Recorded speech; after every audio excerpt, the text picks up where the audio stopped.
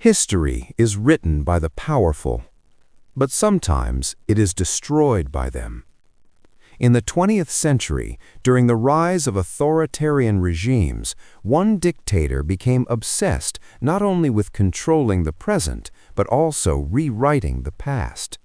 His rule was built on fear, propaganda, and absolute control. But behind the speeches and public image, a silent operation was unfolding, the systematic destruction of history itself. Books began to disappear, archives were sealed, photographs were altered, records were rewritten. It did not happen overnight. At first it seemed like censorship. Certain newspapers were banned, critical writers vanished from public view, libraries were ordered to remove unapproved materials. But soon the operation expanded. Government officials were instructed to revise historical documents to match the regime's narrative. Events that contradicted the dictator's image were removed from textbooks. Former allies who fell out of favor were erased from photographs and official records. It was not just political control, it was historical control. Entire chapters of national history were rewritten to glorify the regime. Failures were hidden, controversies were deleted, public memory was slowly reshaped through propaganda and controlled education. Then came the purges. Documents linking the dictator to past alliances, controversial policies, and internal conflicts were reportedly gathered in secret. Witness accounts describe late-night operations where files were transported from archives to restricted facilities and then destroyed. Burned records, shredded reports, sealed vaults. Even government archives were not safe from alteration. Historians later discovered inconsistencies in official timelines. Dates had been changed, events had been simplified, some incidents were completely missing from national records.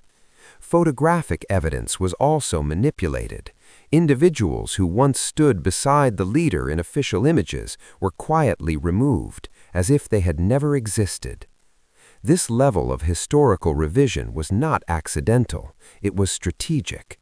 By controlling history, the regime controlled perception, and by controlling perception, it controlled loyalty.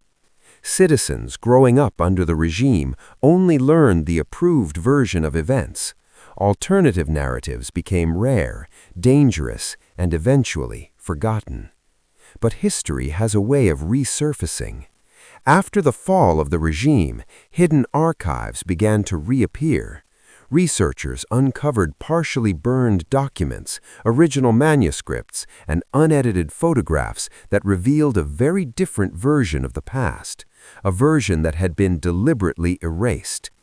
Investigations showed that the dictator's administration had invested significant resources into rewriting educational materials, censoring publications, and eliminating historical contradictions. Not to protect the nation, but to protect an image, because truth can challenge authority, and memory can weaken control. Even today, historians continue to piece together the fragments of the original records. Some files remain missing, others were destroyed beyond recovery. Which raises a disturbing question: how much of history was lost forever? The dictator did not just rule through force, he ruled through narrative.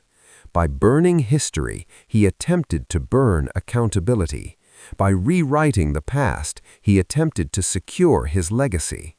But erased records leave traces, destroyed archives create gaps, and gaps in history often reveal the presence of manipulation. Because history that is completely clean is rarely completely true. This is Uncharted Eras, dark history, uncovering the stories history tried to erase.